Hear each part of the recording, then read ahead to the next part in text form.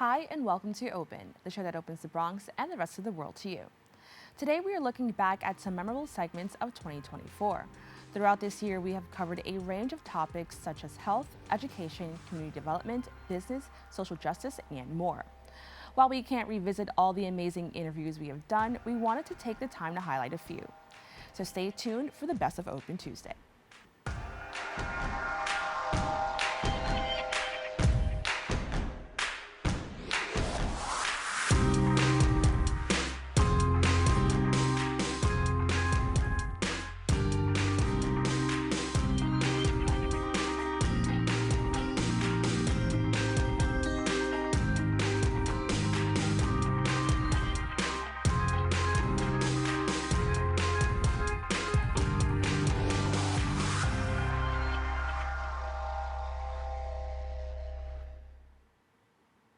Hello, everyone. I'm Kibin Alleyne. First and foremost, we would like to wish everyone a healthy and happy new year. We'd like to thank all of our viewers for being with us over the years, and we are looking forward to bringing the most up-to-date news about our community to you all. Today is Tuesday, January 7th, and you are now watching Open, a program that brings the Bronx and New York City straight to you. Don't forget to stay connected with us via social media at BronxNet TV. Back in February 13th of 2024, we were joined by Dr. Coral Ho, the CEO and co-founder of Dissolve. Dissolve is an AI-powered platform designed to combat the stigma surrounding learning disabilities, particularly dyslexia. The platform aims to create a supportive environment where individuals with dyslexia can receive personalized tools and resources to improve their learning experiences. Let's take a look. So as I mentioned, you have Dissolve, which is aimed at, resolving and helping those who struggle with dyslexia. I know many of us heard about dyslexia before, and we have this idea of what it is in our heads, but can you just give us like a better understanding of what dyslexia is? Yes, sure. So it's widely accepted as a language-based disorder, and it results in a reading difficulty. But what is causing that reading difficulty? Now, for the first time with Dissolve AI, we can see exactly what is going on in the brain of a person with dyslexia in a very non-intrusive, non-invasive way. And we can see that there are language processes that are not running efficiently for somebody with a reading difficulty or dyslexia. Now, what are some signs that may point toward this learning disability in a child or a student? We have to consider the child's age. For students who are in third grade and higher, then we can just use a very simple objective measure that would be the school administered state testing or standardized testing that they run quarterly or trimester. And if they are failing, then, by definition, then they are struggling with reading. And dyslexia is a reading difficulty. For reading researchers, they set it at 30 percentile, 30th percentile for state or standardized reading assessment, right? Especially if the child is under that chronically year after year. Some researchers are stricter and they set it at the 25th percentile. Now, for students who are younger than third grade, when they don't have this kind of state testing, then parents might look out for other signs of language difficulty, like, for example, having difficulty understanding what somebody is saying and retaining that or carrying out oral instructions. Those are some of the signs that you can see in a very overt way without doing like an evaluation to see what is exactly going on in the brain. Now, one of the most important things I think that Dissolve provides for families is that it's an affordable solution, which is very important, especially when we're talking about access and education. What sparked the creation of this effort, especially making something that is a little bit more affordable for families or for, schools? Yes, so the journey started for me about 30 years ago. So a friend told me that her son was struggling with reading in second grade. And I asked her what she was going to do about it. And she said that she was going to have him evaluated. And so I asked her how much that was going to cost her, and she said $2,000. And I said, that's a lot of money. So why don't you just let me try it, for free first, right? Because I have a PhD in linguistics and I designed the test myself. And from that, I could tell they had trouble with vowels. But I didn't know how to correct them at that point. So I started reading up on the research. To me, he had language processing issues. But then in the literature, they talked about dyslexia. So I started reading up on dyslexia, and I found that nobody else knew how to correct the problem either. Now, since he's young, and then later on, other children came to me in the community, I thought of it this way, they're so young, their brains are still pliable. Why would we not try to correct dyslexia, right? Because they would have to live with it for years and years ahead. And so that's why our team worked on correcting it. And with Dissolve AI, we're able to correct it. Now, this is really interesting because I want to know, like, what was the process like prior to AI systems like Dissolve to help students, who are struggling with dyslexia, especially those who maybe live in areas where they're not privy or they don't understand, what this learning disorder is. So yeah, can you explain, what it was like maybe back in the day for people who had this and, with families who didn't understand what it was? Kibin, I'll have to say that this is still happening now, right? Because Dissolve AI is so new that it is not in a lot of schools. And I wish New York State, New York City would look at it and try it out, right? But what's happening in the schools, and that's why this is a very important story, especially for New York, because this is the biggest and costliest problem in education, and it impacts everybody because taxpayers are paying for students right now because of current interventions, right? We're all paying more than $20,000 a year for each child in special education to try to take care of this problem. But because current interventions cannot correct dyslexia, you pretty much have to support that one child through 10 years, right, of the child's life. You start from, say, third grade on. So it becomes very expensive, $200,000 or more than that, right, for each child with dyslexia. Whereas with Dissolve, it's just $1,000 a year. And, it's finite because Dissolve gets them out of that reading difficulty in 2 years. So you're talking about only 1% of what it would cost. And it impacts everybody because here we're talking about education budget cuts. And that affects all other students as well. And in your question, there's so many parts, that I can go in so many directions, right? But I also want to see it on a personal level, and that's why we've been working on it for so long, 30 years and 10 years in developing Resolve AI. Why? Because we feel for the children, right? We cannot lose them, and we have lost millions of them because of current intervention methods. The methods that they're using have been around for 100 years.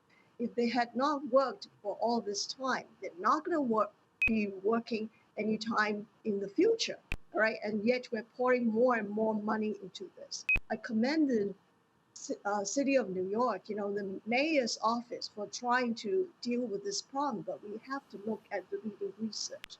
The reading research shows that no current methods have been able to get students who have dyslexia or reading difficulty to go above passing for state or standardized reading, right, after third grade. So third grade is the wall, and no other method has been able to penetrate it. Now, can you share some of the methods of what Dissolve uses and how it uses technology and AI to help students with dyslexia? I also want to add that I think it's really amazing. I know we've been hearing a lot of scary talk about AI and how people, kind of want the kids to get off of technology. But I think it's beautiful how your organization was able to use this as a method to help children. So can you talk a little bit more about that process and how Dissolve works? Sure, sure. So When people think about AI, they think now about bad AI, right? Because there's this kind of AI that pretty much mines internet data, and the data may not be trustworthy or reliable and may be skewed. Then the solutions or answers may be skewed. But that's not our kind of AI. There's good AI. And for us, it's not as if we're using some generic AI tool or algorithm and just slapping that on our program. What we're doing is we built this whole AI expert system, Dissolve AI, just to correct dyslexia, right? So we're not using internet data. Dissolve AI generates its own data to look at and analyze, right, to help each student get beyond this reading difficulty. Um, and if you like, then I can go in to talk a little bit more about why we use games and how it works to correct the brain for language processing. Yeah, I think that'd be great. Can you talk? Because I think that is also could possibly make it a little bit more fun for the child involved. So can you talk about that? All right. So why do we use computing technology, right? Because other fields and other specialists have been looking at dyslexia, right? From the medical side, from neuroscience, right? From psychology. So why are we going in with AI? Well, if it's a language-based disorder, then you have to consider the linguistic system in the brain. And that is very, very complex system, right? Somewhat like a large computer operating system with millions and millions of lines of code. And when somebody has language processing inefficiencies, that means that some processes are not running efficiently in that system, right? Now, if the inefficiencies are happening in peripheral parts of the system, then the system may get glitchy sometimes, right? But if the inefficiencies are happening in the core parts of the system, then the system can grind to a halt or simply crash. And that's why we see all these symptoms for students with dyslexia, and they're puzzling for teachers and parents. But we understand that because now we can see inside the brain through games, right? So why games? Well, Dissolve AI is an autonomous expert system. So from sign up through the whole program, um, there's no human guidance whatsoever. The computer system just does its work on its own. So it builds a game for the child to play, sends it to the child's computer. The gameplay is designed to activate certain brain processes so that we can collect critical information about how the brain works for language processing in particular areas, right? So in that game, right, because of the user's responses, then we have this kind of information about the processes that ran, the processes that didn't run, and at what level of efficiency. So once Dissolve AI gets that data, then Dissolve AI builds another game to keep evaluating and correcting the inefficiencies. And through the course of a program, the child would have gone through thousands and thousands of these games. So it's like therapy, like physical therapy, right? Incrementally correcting the problem. And that's why we use games. That's why we use computing. I think that's amazing. Thank you so much for sharing that. Now, this sounds like a really amazing program, and I love the approach to it. What can a parent or a school do to utilize this resource? Just go to dissolve.com and sign up. And really, parents shouldn't be doing that individually on their own, right? Because if the child needs this kind of resource, then by federal mandate, actually, because of the IDEA Act, then schools have to provide the appropriate education for that child. So schools should be coming in to use it, especially when it only costs 1% of what they're paying right now. And in addition, then you get the reading outcomes that you need. And also, this is plug and play. So it doesn't require teacher training. It doesn't require any kind of orientation, even for the child, because as you showed before, there's a how to play button and that's all the child needs to get introduced to the game and get started. Well, I want to thank you so much, Doctor, for joining us and educating me and the community, about this program. I think it's amazing. And I love that we're kind of using technology to kind of help our students. So thank you so much. My pleasure. If you're interested in learning more about this amazing AI program, please go to the website www.dissolve.com. We'd like to express our sincere gratitude to Dr. Coral Ho for joining us on the show. Don't go away, we'll be back with more Open after this.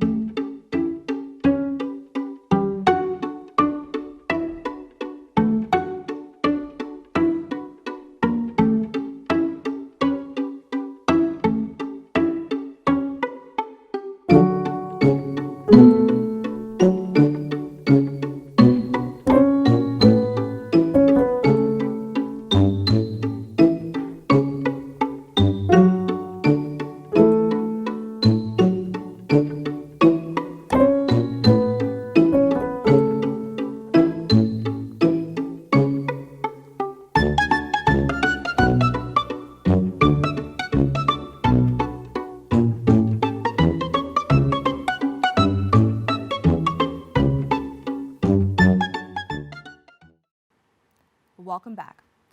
Back on June 25th of 2024, we sat down with Melanie Hartzog, the president and CEO of the New York Foundling, a nonprofit organization dedicated to supporting vulnerable children and families, who launched a new housing complex in Harlem aimed at helping youth transition out of the foster care system.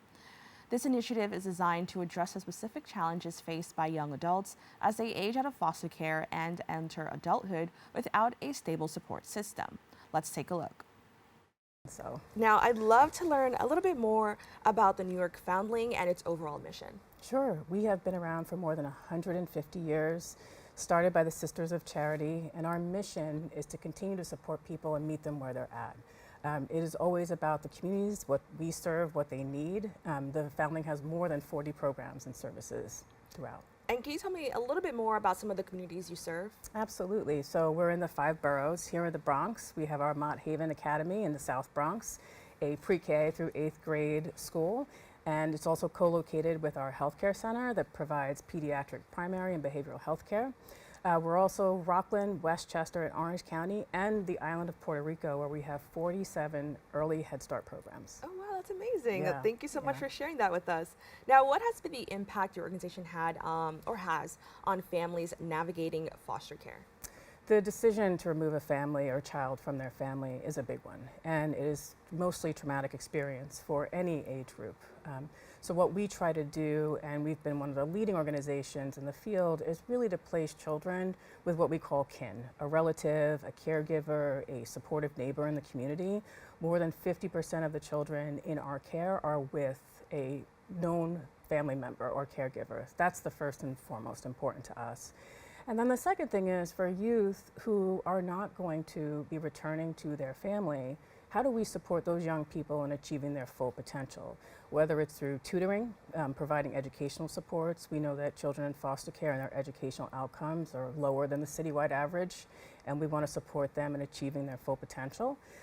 Or it's participating in our Foster and College Success Initiative. We started out with 40 young people in this program in 2016. Over 300 youth are now participating in our College Choice program.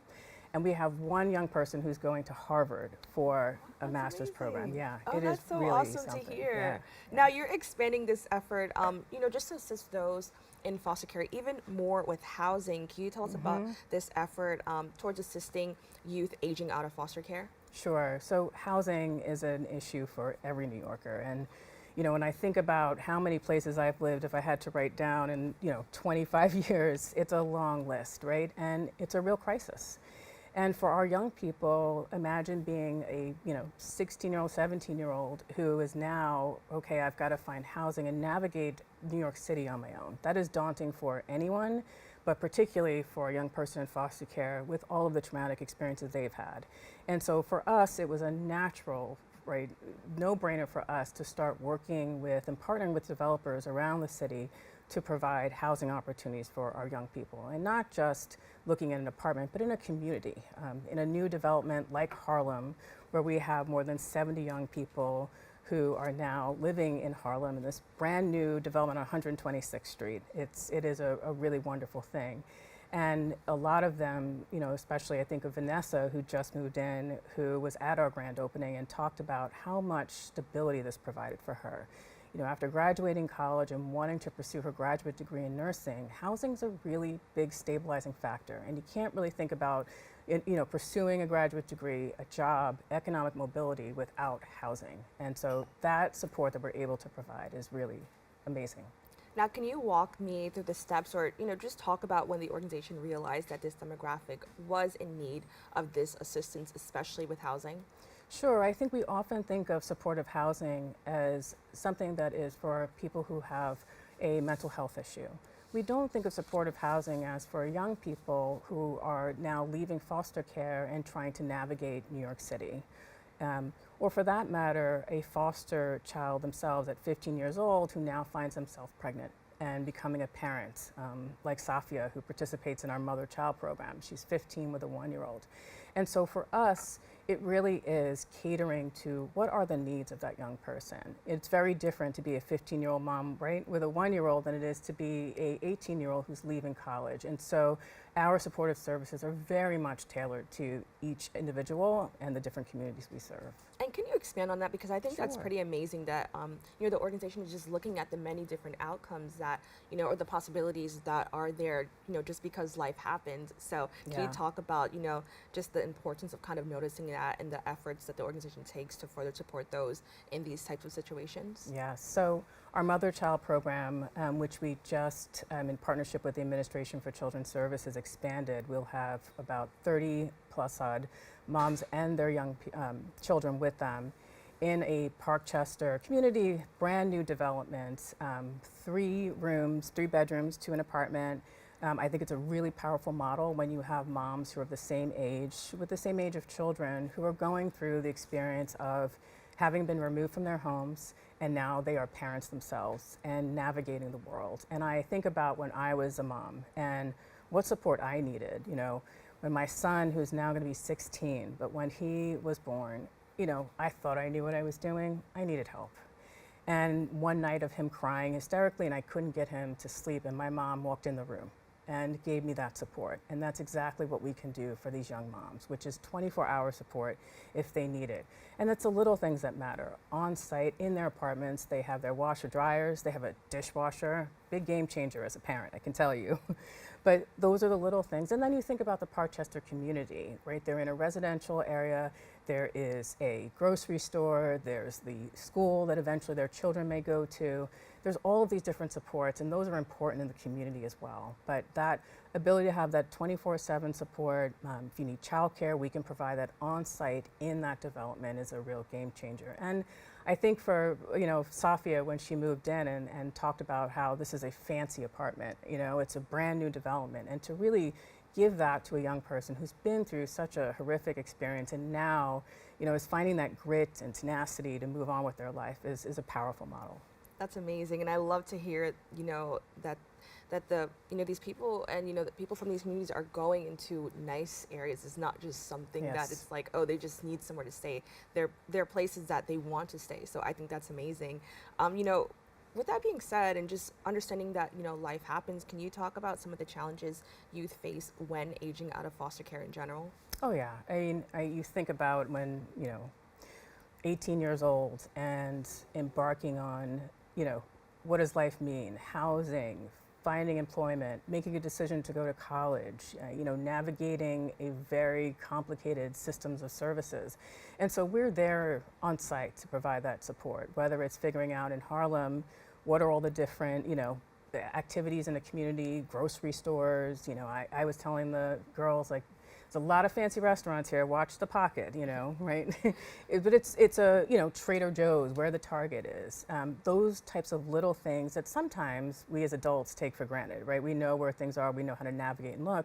When you're that young and you don't have that support network, it means a lot to be able to go to somebody that you know is going to be on site and say, hey, I'm struggling with this. Where do I find this and this resource? Or, I'm just having a really rough day. Life is hard.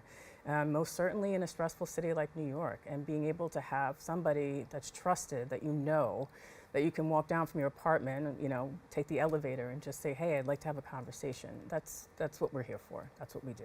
Right, and I'd also like to add that even some adults struggle with some of these responsibilities of life, and we hear it all the time that adulting is hard. And so I could imagine for somebody who's 15 who has to kind of become an adult early, it's definitely challenging, which is why it's amazing that we have programs like this that can assist them.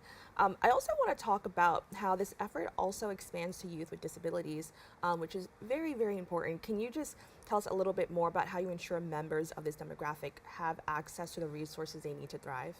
Yes, this is very near and dear to my heart, because I think that there is a perception that people who are living with intellectual developmental disabilities don't see their full potential, don't want to live independently, and that is absolutely not the case. Our mission is people-centered. What is in your best interest, and how do we support you in achieving that? We're one of, I think, only a handful of organizations in New York City that's nationally accredited for this model of how we provide our services. And most certainly for people with developmental disabilities who want to live independently. They're in our supportive housing developments, right alongside youth aging out and right alongside members of the community. And we think that's important, is to have an integrated model where they feel like they are part of the community, because they most certainly are. And can you talk a little bit about maybe some of the unique challenges youth with disabilities face, especially those who may be in foster care? Accessibility is a big one. And for our mother-child program, we have apartments on the first floor that are fully accessible, so that we can have our population, our community that has developmental disabilities living with our young moms who are parenting and out of foster care themselves. Again, those integrated models make a huge difference. And our staff are there on site for anything that individual may need. And it can be work, they're interested in having employment, they're interested in navigating the community, they need to get to their healthcare appointments. We are there to provide those supports and to support them living independently. That's really important. Now, how can organizations or viewers watching just support this overall effort, to support those in our city who need it the most? Well, you can always visit our website at thenewyorkfoundling.org. Come see us. Would love to have people out to see our programming and what we do. And we're in so many communities. We want to be here to support those who need it. And then, what do you hope to see for the future of the overall organization and this effort? I think that housing is such a demand, just a need in the communities that we serve. And so continuing to grow our partnerships around housing and more supportive housing, whether it's for young people, families we serve, individuals with developmental disabilities, that most certainly is a big part of our goal moving forward. I just want to, say again, I think this is an amazing program, and there's so many communities, in our city that need help, but I don't often see a lot focused on, children aging out of foster care. And so I think, once I saw that this was, something that was happening, I definitely wanted to take the moment to talk about it. So, I just want to say thank you for joining us and kind of educating our community on the work that you're doing to support those who need it. So once again, thank you. Thank you for having me. Thank you again to the team at the New York Foundling for helping arrange this interview with Melanie Hartzog. Stay tuned, we have more for you right after this. 19.7% of Bronxites currently experience food insecurity. Meanwhile, instead of these nice, colorful foods, this is the best food that they have access to. If this sounds like you, there are a bunch of resources to get healthy food for free or cheap. If you want to help, you might consider donating or volunteering in one of these places. Community fridges like this one are all over the city and allow New Yorkers to conveniently donate extra food to people who might need it. Go to this link and find your nearest one. Food banks and pop-up events like these provide millions of healthy meals to families in need. These organizations are distributing meals to Bronxites as we speak and are always accepting donations and volunteers.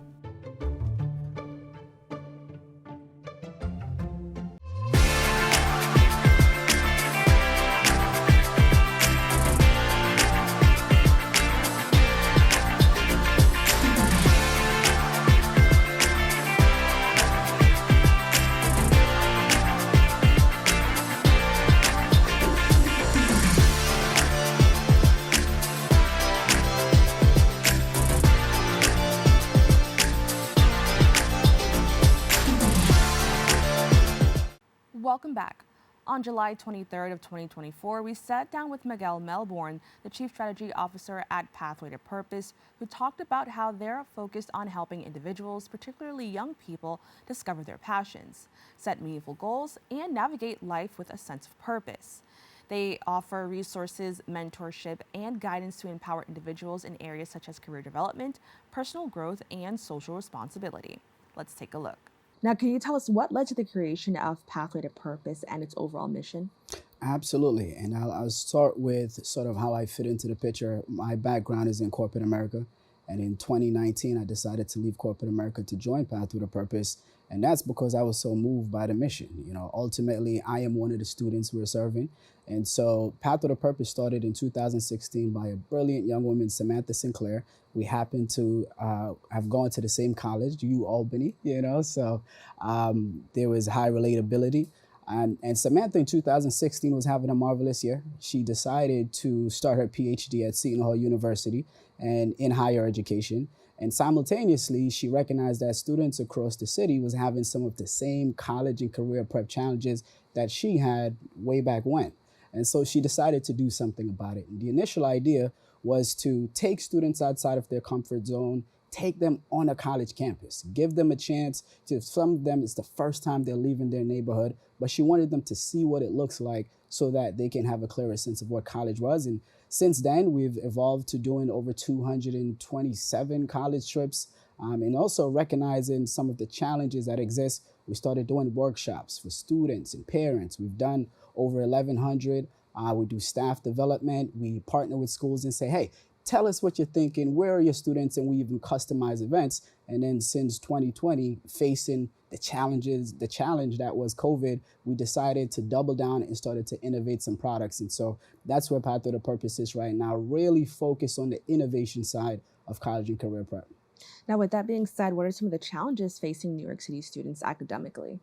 Absolutely. That's a fantastic question. When we think about New York City DOE, we are thinking the biggest, Department of Education in the country. We're also thinking about over 1 million students. That's a lot of students. And so what we're finding in terms of a challenge is that you're going to have students who are highly motivated. They're strong-willed, they have the discipline, they have the skills, the study habits. Then you're going to find students in the middle. And those students, they have the will, they're trying their best, but there are challenges and there are obstacles, and maybe they can't find that consistency. And then what you're also finding is that the low motivation students, right? And this is where they're having severe challenges. It could be anything. It could be, something happening at home. It could be, they haven't eaten. It could be any number of challenges. Or it could be one that's personal to me. They're new to the New York City Department of Education, and they're learning for the first time how to learn in America, which was my case when I came from Jamaica. And so one of the major challenge is, how do we provide resources that's meeting students where they are in their academic journey, right? And then a second problem that I'd say all three categories of those students face is that oftentimes students can't draw a straight line between the effort that's required and expected of them on a daily basis to what is this going to give me in the future? Where is this going to take me? What job? And because they can't draw that straight line, we're seeing issues. And that's where, the entire Department of Education, but also organizations, CBOs like Pathway to Purpose, it's a beautiful challenge, to create the resources to overcome those challenges. No, I definitely want to touch on something so important that you mentioned, and it was about your background. Pathway to Purpose contributes its success to having a multicultural team. Can you tell me a little bit more about the importance behind that, especially since we're here in New York City? Absolutely. New York City is the Mecca, it's the height of diversity.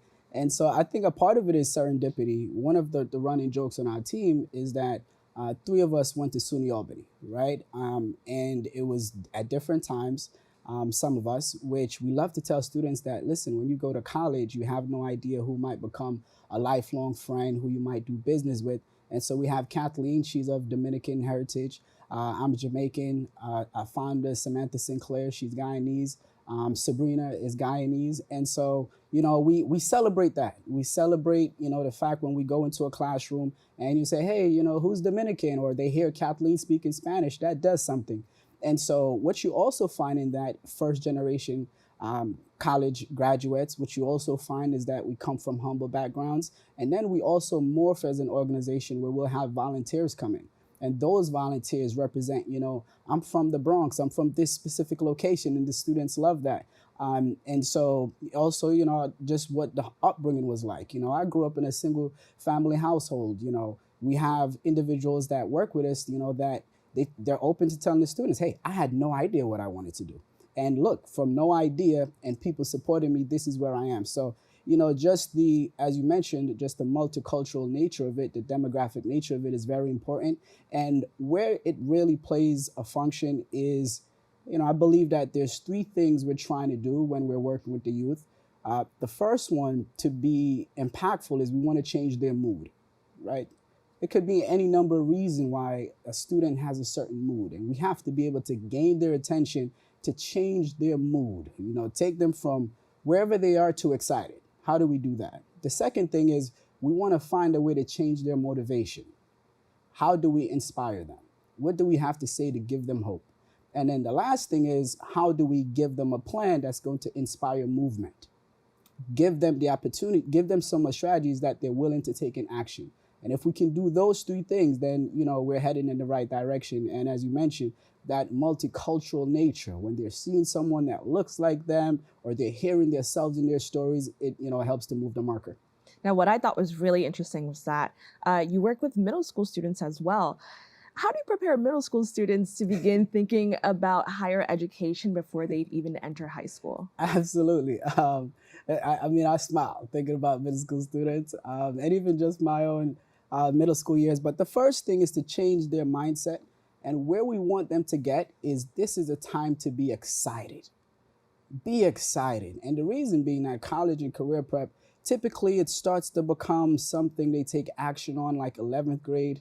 If they're like really, if the infrastructure is really there. But for most students, it really becomes this big deal senior year. And really, it's only like 4 months. And inside that 4 months, there's application, there's essay, there's where am I going to get the money? So it tends to be a lot of anxiety and stress. But with our middle school students, we say, hey, you should be excited.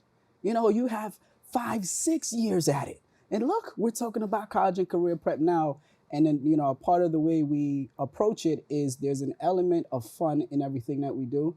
One of my favorite things we do is it's called a College Awareness Day event. And so we go into a school, hundreds of students, broken down over different periods. And let's say we're using the auditorium, and we break the students into 2 different groups, and we're asking them these college and career prep questions, and they're competing, right? I'll ask a question, and they have to discuss it, select the person, and they run to the middle, and the first one to get the answer. And it's a ton of fun. And by the time they're done, they're recognizing, how to work together, realizing what they know, what they learn, and then we give them prizes, there's music. So that element of fun, and that they should be excited about the prospect of what college and career prep could look like.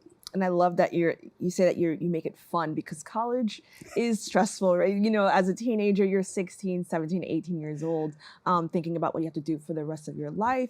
And it all starts in college. So I think it's amazing that you make it fun, so that when they do reach that point, they feel cool, calm, and collected, because this is something that they've been training for since middle school. So I think that's pretty amazing. Now, what else I also think it's pretty amazing that parents are also involved, because we don't hear that often. Can you talk about the importance of forming, relationships and just partnerships with the community as well as their parents? Absolutely. A part of our, core ethos is that helping our next generation to be ready for college and career prep.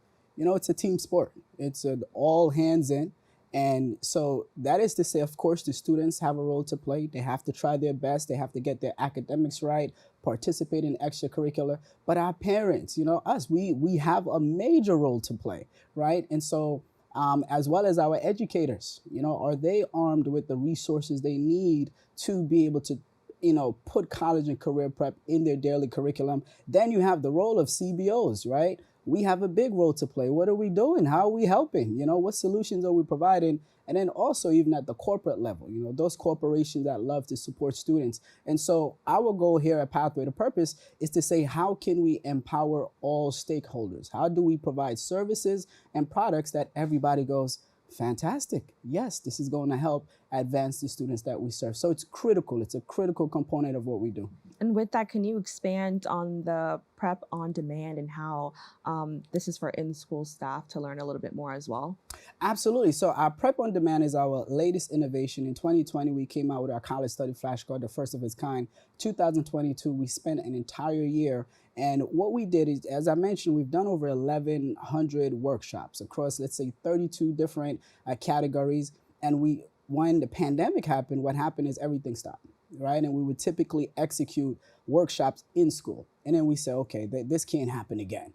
And so what we did was essentially take all the workshops that we do and we put it into this central digital online platform. And so now it creates easy access for students, for parents, for educators.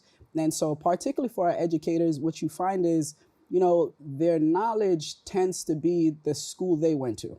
And then the entire scope, they have sort of challenges. And even our guidance counselors, right? Our school counselors, if you have 500 students, we can say the same thing over and over again. And so there are all these challenges where our educators don't necessarily have the tool. So our Prep on Demand is we took all of our workshops, we broke it down into 6 different modules. The first one is Understanding College. The second one is Paying for College. The third one is Being Career Ready. The fourth one is You Got Accepted, Now What?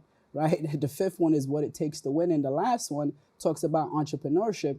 And so we will train an educator, right? Let's say it's the guidance counselor, or typically there might be an advisory hour. And this is a digital platform, well done. These are lessons that are anywhere from like 1.5 minutes to 10 minutes. It comes with downloads that educators can print out, put it up in the classroom on the bulletin boards. And one of my favorite features is that there's this chat box. And so as an educator, all they have to do is press play. And now there's an done for them curriculum. And inside that chat box, if the student has a question, if an educator feel like, I need to ask somebody, they have access to our team. And one of my favorite parts as well is that they have access for an entire year. And so we're like, educators, here we go. Let's talk college and career prep every day. That's amazing. And this is what I love to hear, that it's really taking somewhat of a different approach just on helping, people, especially definitely important to mention that these are usually children from underprivileged backgrounds. So I think it's so amazing that this work is being done. And with that, I want to thank you so much for joining us and sharing a little bit about the community that you've built, with our community here at BronxNet. So thank you. Absolutely. Pleasure. To learn more about all of these amazing programs that they offer, please visit their website at pathwaytopurposenyc.com. Thank you to Miguel Melbourne for coming on the show and informing our viewers about their amazing programs. We have to take a quick break. We'll be back with more Open after this.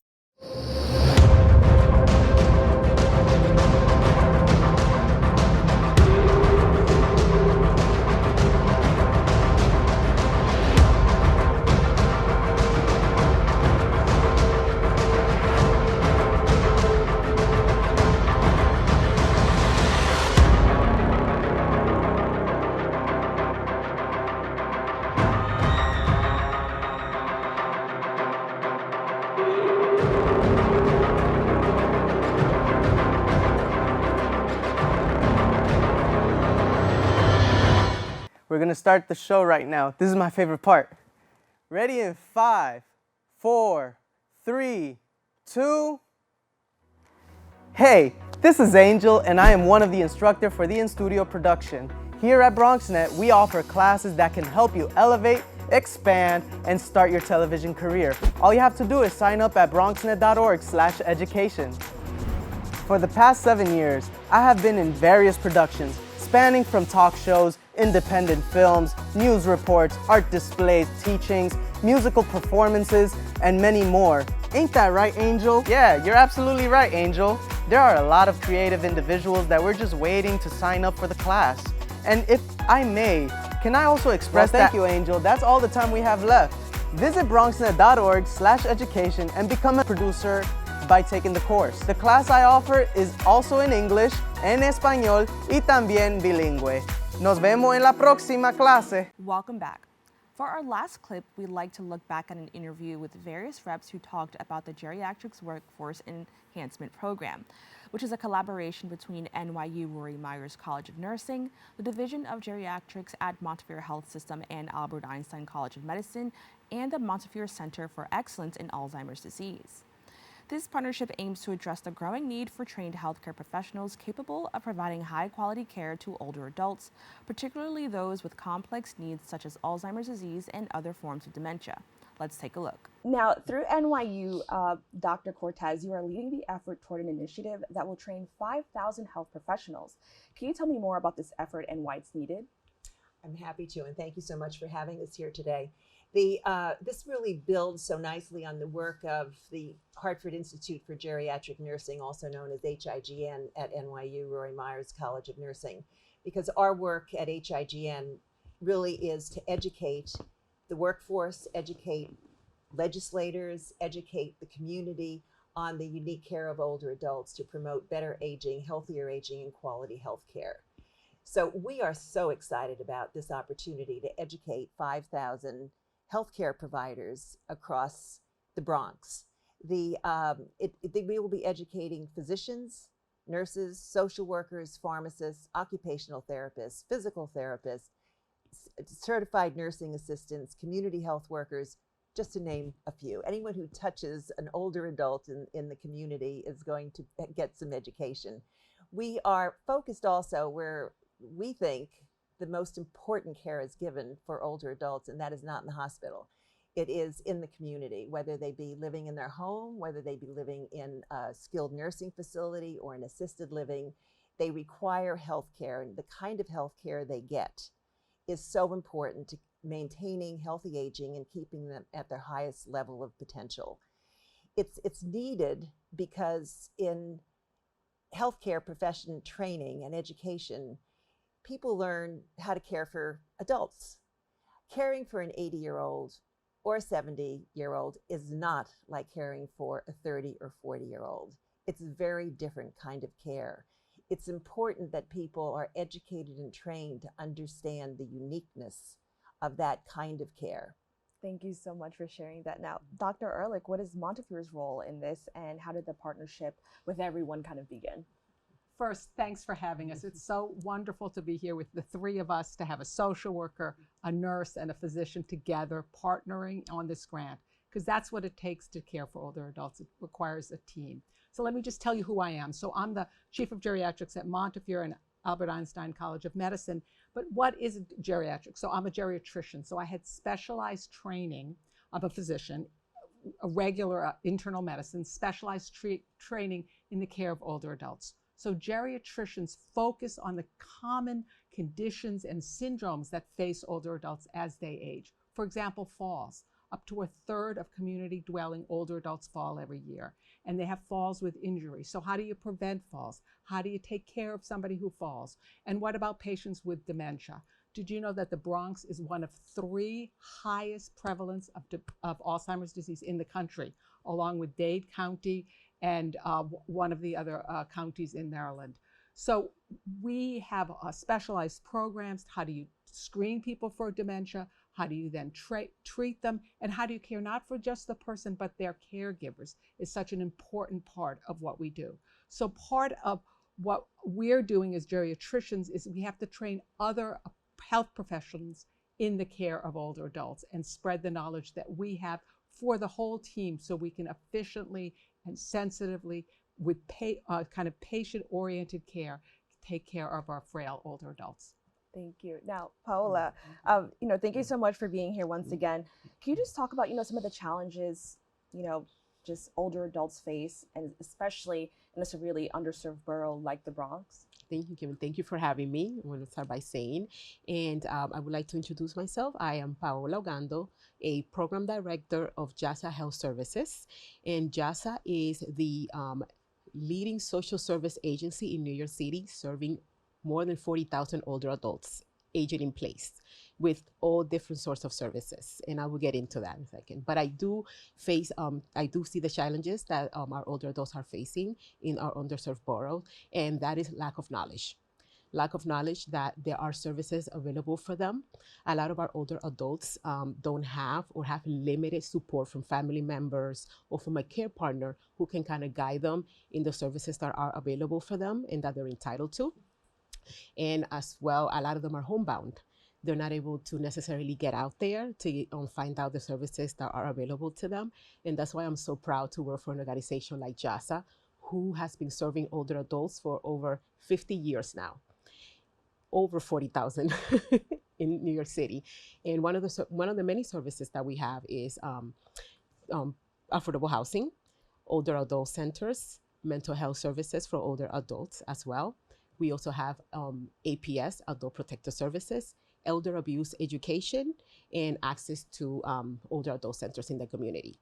So, Thank you so much for sharing a little bit more about your organization. Thank Now, you. I definitely want to talk about, age-friendly care, the term, basically, Dr. Cortez, can you tell us a little bit more about the term age-friendly care and why it's important to recognize this in health? Age-friendly care became a concept about 6 years ago, and it's kind of spreading across the country. We see it more. There's 1,500 hospitals across the United States that are designated as age-friendly hospitals. The concept of age-friendly grew out of research, evidence that pointed to the fact that there are probably 4 factors that most influence the care, quality care, and healthy outcomes for older adults. And I'm going to go into each one of them, but it's what matters: medication, mentation, and mobility. So what matters? What matters to the older adult? What is the most important thing to them? We used to have provider-centric care where it was up to the doctor or the nurse or the social worker to tell you what was the best for you. It's really the person who should determine what matters to me. I might think that there's a medication that is the best medication for you to be taking because of your disease. You may say, I really don't want to take that because it's going to make me very sleepy. It's going to make me lethargic. I'm not going to want to get up and do things. That's your right. So it's what really matters. What quality of life do they want? The second one, medications. We really do over-medicate our older adults. We've seen people who have gone from 14 medications a day down to 2 with very good, thoughtful physician and nurse practitioner thinking of how do we narrow this down? What do they really need to be on, and is there duplication? So over-medication is a problem, and that needs to be taken into consideration. Mobility, as Dr. Ehrlich mentioned, falls is very important. If you have a person who falls, their chances of having disability or moving into a nursing home increases. So make sure that they are mobile, and if they're not, give them what they need. And the final one, mentation, the 4 M's, the final one, mentation, is all about depression, dementia, and delirium. Depression is very common in older adults and the most unrecognized condition. So it needs to be screened for. And we do know that approximately 1 out of 2 people over the age of 85 do have some sort of dementia. So they need to be screened, they need to be cared for appropriately. And delirium often occurs in older adults when they have an infection or some process going on that's not normal. So that's what age-friendly healthcare is all about. Thank you so much for explaining that and clarifying and kind of talking about what we need to do better, for our community of older adults. So thank you so much for that. Dr. Ehrlich, I'd really love to hear from you, basically talking about the Bronx and how it lacks healthcare resources. How will this $5 million toward the program address shortages of healthcare professionals specializing in the care of older adults? Great question. So there's not just a shortage of geriatricians, which are physicians taking care of older adults. There's a shortage of nurses. There's a shortage of social workers. There's a shortage of home health care workers. So our goal is to have everyone learn something about older adults based around the 4 M's that you heard about. So for example, every older adult should be screened for cognitive impairment, for dementia. And then if you identify it, you then have to take care of the patient and their caregiver. For example, they may be entitled to services from JASA that they don't know about. They may be entitled to have Meals on Wheels. We have people who have significant cognitive impairment wear wandering bracelets so that if they wander, somebody can identify them. They may be entitled, may be eligible for additional entitlements. So, and the caregivers are so stressed taking care of these older adults. So we want to then take care of the caregivers, have them have caregiver support groups and other services. So we want to train the doctors in the community to screen for dementia and then refer them appropriately. But we're also training the healthcare workers. So Montefiore Health System has the Healthcare Worker Institute, which is a large, really innovative training program for healthcare workers where it employs workers from within the Bronx and then trains them. So we want that institute to include a curriculum in older adults. So our JASA social workers are going to be partnering with both nursing and physicians to train the community health workers on caring for older adults. So we're going across the board, training everybody on how to care. That's amazing. And then kind of expanding on that, Paola, can you just let us know what role, do community-based organizations play in supporting older adults in the Bronx, and how does this initiative build upon that? Oh, yes, for sure. Community-based organizations are super important and are a vital part of our older adults' life, especially organizations such as JASA. So, for example, JASA can definitely guide an older adult person to realizing the services that are available to them, that they're entitled to, and that can help them age in place, at home, in their community, with dignity and autonomy. And it makes me really excited to have this partnership that goes hand in hand, because we will be able to continue to train healthcare professionals in the age-friendly care that we have been practicing for quite a while now, even further.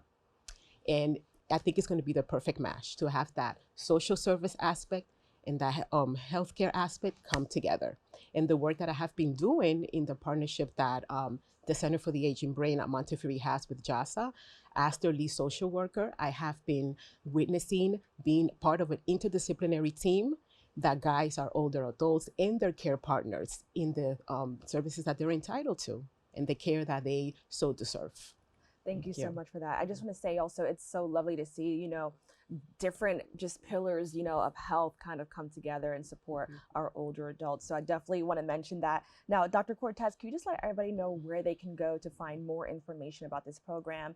And if they have an older adult in their life that they want to kind of be a part of this, what can they do? We will have a web page.